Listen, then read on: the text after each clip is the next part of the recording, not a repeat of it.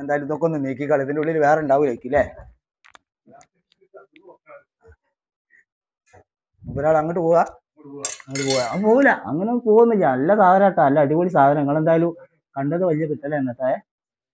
നല്ല സാധനം, അടിപൊളി അടിപൊളി അടിപൊളി സാധനം. അതിനുള്ളിൽ മുപ്പൊരു പച്ചക്ക് വിരിച്ച് അതിൻ്റെ ഉള്ളിൽ ഇങ്ങനെ നിൽക്കുകയാണ്. എന്തായാലും ഞാനിങ്ങനെ മെല്ലെ നിൽക്കാൻ കഴിയുമോ നോക്കട്ടെ. ആ മൂപ്പര് ഇപ്പം എൻ്റെ കയ്യിൽ സാധനം എൻ്റെ കയ്യിൽ എത്തിക്കണ്. നല്ല ഉഗ്ര സാധനം കേട്ടോ അല്ലേ? സൂപ്പർ സാധനം, അടിപൊളി സാധനം. എന്തായാലും ഇപ്പൊ ഇതിന് നിങ്ങൾ ലേശം വിട്ടു നോടിട്ടോ. നല്ല നല്ല സാധനം. അപ്പൊ മൂപ്പരിങ്ങനെ നല്ല അടിപൊളിയായിട്ട് നിൽക്കുന്നുണ്ട്. എന്തായാലും മൂപ്പര് ഊതുണൊക്കെ ഉണ്ട്. ഊതുണൊക്കെ ഉണ്ട്. മൂപ്പരെ വയ്യേ, മൂപ്പരെ വയ്യൊന്ന് ക്ലിയർ ആകുക.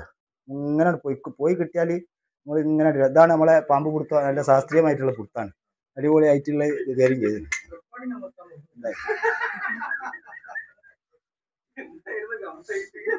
എന്തായാലും നിങ്ങളേ ഇതിപ്പോ കണ്ട് വലിയ കിട്ടല്ല അല്ലേ?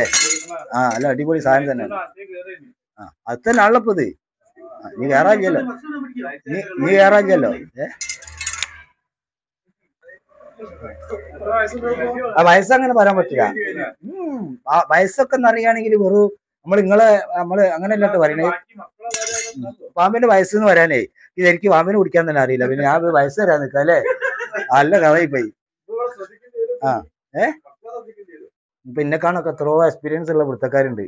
ഓൾക്ക് വരെ ചിലവര് പറയില്ല. ചിലവര് പിന്നെ 10 വയസ്സ് 6 മാസോ 4 നായിക എന്നൊക്കെ പറയും. അങ്ങനെയൊക്കെ പറയണമെന്നുണ്ടെങ്കിൽ പാമ്പ് മുടട്ട് പിന്നെ വിരിയണ വരെ ഞാനും അതിന് കൊടുത്ത് തീർക്കണം. അപ്പോൾ നമ്മൾക്ക് കഴിഞ്ഞ ആഴ്ച വിരിഞ്ഞാണ് അല്ലേ അതൊക്കെ പറയാൻ കഴിയുള്ളൂ. അല്ലെങ്കിൽ ഇപ്പൊ ഒരു പാമ്പിന്റെ വയസ്സൊക്കെ നമുക്ക് ഇങ്ങനെ എന്റെ വയസ്സ് ഇങ്ങനെ പറയാൻ കഴിയും? ആർക്കെങ്കിലും പറയാൻ കഴിയും എത്ര ഉണ്ടാവുന്നു? എന്റെ വയസ്സ് നിങ്ങൾ പറയുകയാണെങ്കിൽ പാമ്പിന്റെ വയസ്സ് ഞാൻ പറഞ്ഞുതരാം. ആരും പറയില്ല അല്ലേ? പിന്നെ നിങ്ങൾ ആരും പറയില്ലല്ലോ.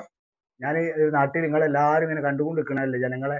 സുമാർ നമ്മളിപ്പോൾ ആരെങ്കിലും എവിടെയെങ്കിലും ഒരു മരിച്ചെടുക്കുകയാണെങ്കിൽ സുമാർ വയസ്സ് ഇല്ലേ? പോലീസ് എത്ര ഒരുപാട് മേലെ കടന്നു. 52 വയസ്സായിട്ടുള്ളൂ. 52 വയസ്സാ. അപ്പൊ 15 എനിക്ക് അപ്പൊ 15 വയസ്സിൽ വ്യത്യാസമായില്ലേ? പിന്നെ ഞാൻ എങ്ങനെ ഈ പാമ്പിന്റെ വയസ്സ് പറയാ? ഒരു പാമ്പിന്റെ വയസ്സറിയണമെങ്കിൽ അത്രയും ശാസ്ത്രീയമായിട്ട് ഈ പിന്നെ പാമ്പിനെ പറ്റി പഠിച്ച് പിന്നെ പാമ്പ് ശരിക്ക് ചത്ത് കഴിഞ്ഞിട്ടാണ് അതിന്റെ അസ്ഥികൾ എണ്ണിയാല് ഒരു പാമ്പിന്റെ വയസ്സ് കിട്ടുള്ളൂ. അതാണ് അതിനുള്ള ഒരു ശാസ്ത്രീയമായിട്ടുള്ള പഠിപ്പുണ്ട്. അത് പഠിക്കണം. എനിക്കൊന്നും പാമ്പിന്റെ വയസ്സറിയാൻ കഴിയില്ല. അതിപ്പോ നമ്മൾ പറയില്ല. പിന്നെ ഓനെ അതിനെ പറ്റി പഠിച്ചിനോ ഇല്ല എന്നുള്ളത് പറയാൻ കഴിയില്ല. പാമ്പിന്റെ വയസ്സ് പറയണ അങ്ങനാണ് കേട്ടോ. ഞാനിപ്പോ ഇനി അത് പിന്നെ വാവ സുരേഷിനെ പറ്റി പറഞ്ഞു കഴിഞ്ഞ് കിടന്നുണ്ടെങ്കിൽ ഞാൻ വാവ സുരേഷൊക്കെ പാമ്പ് വയലര ട്രസ്റ്റ് ഗ്രൂപ്പിൽ ഒരു അംഗമാണ്. അപ്പോൾ ചിലപ്പോൾ അതിൽ നമ്മൾ തമ്മിൽ ഒരു പിണക്കത്തിനൊക്കെ സാധ്യത ആയില്ലേ? അപ്പൊ നമ്മൾ അതൊന്നും പറയണ്ട. അത് സുരേഷ് ഭായിന്റെ ചാനൽ ക്ലിയർ ആകാനൊക്കെ എനിക്ക് പറയുണ്ടാകുക. ഞാനിപ്പോൾ അങ്ങനെയൊന്നും ചെയ്യില്ല. ഞാനിപ്പോൾ പാമ്പിനെ ശാസ്ത്രീയമായിട്ട് നല്ല രീതിയിൽ അല്ലേ ആർക്കും ഒരു ബുദ്ധിമുട്ടില്ല, നിങ്ങൾക്ക് ഒരു പേടില്ല, പാമ്പ് ഒന്നും പറ്റിയില്ല, ഞാൻ കറക്റ്റാക്കി പാമ്പിനെടുത്ത് സഞ്ചിയിലാക്കി കെട്ടി ഇല്ലേ? ഇങ്ങനെയൊക്കെയാണ്. ബാക്കി കാര്യങ്ങളൊക്കെ നിങ്ങൾക്ക് നമ്മൾ പറഞ്ഞു തരേണ്ട കാര്യങ്ങളാണ്. വീട്ടു പരിസരങ്ങൾ വൃത്തിയാക്കുക, വീട്ടിന്റെ മേലേക്കുള്ള കൊമ്പ് ചില്ലകളൊക്കെ വെട്ടി ഒഴിവാക്കുക കേട്ടോ. അത് എത്ര സ്വർണം കഴിക്കുന്ന മരമായിക്കോട്ടെ, ആ സ്വർണം നമുക്ക് ഉപയോഗിക്കണം എന്നിട്ട് നമ്മൾ ജീവിച്ചിരിക്കണ്ടേ? അപ്പൊ അതിന് നമ്മളെ വീടിന്റെ ഉള്ളിലേക്ക് പാമ്പ് കയറാതെക്കാൻ മാക്സിമം 100% നമ്മൾ ശ്രമിക്കുക.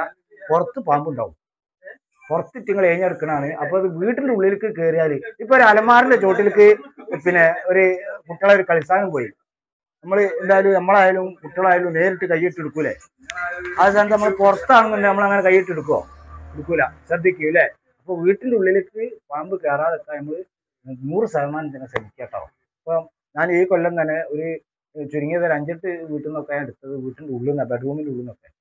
മൂർക്കന്, പെരുമ്പാമ്പിന്റെ കുട്ടി, കാട്ടുപാമ്പ്, പല പാമ്പും ഉണ്ടാവും കേട്ടോ. അപ്പോൾ വളരെ ശ്രദ്ധിക്കുക. ഇപ്പൊ നമ്മൾ കണ്ട് ആർക്കും ഒരു അപകടമില്ല, കഴിച്ചിലായി. നല്ല ശ്രദ്ധിക്കണം. അപ്പൊ പാമ്പിന് നിൽക്കാൻ സ്ഥലമില്ലാത്തതാണ്.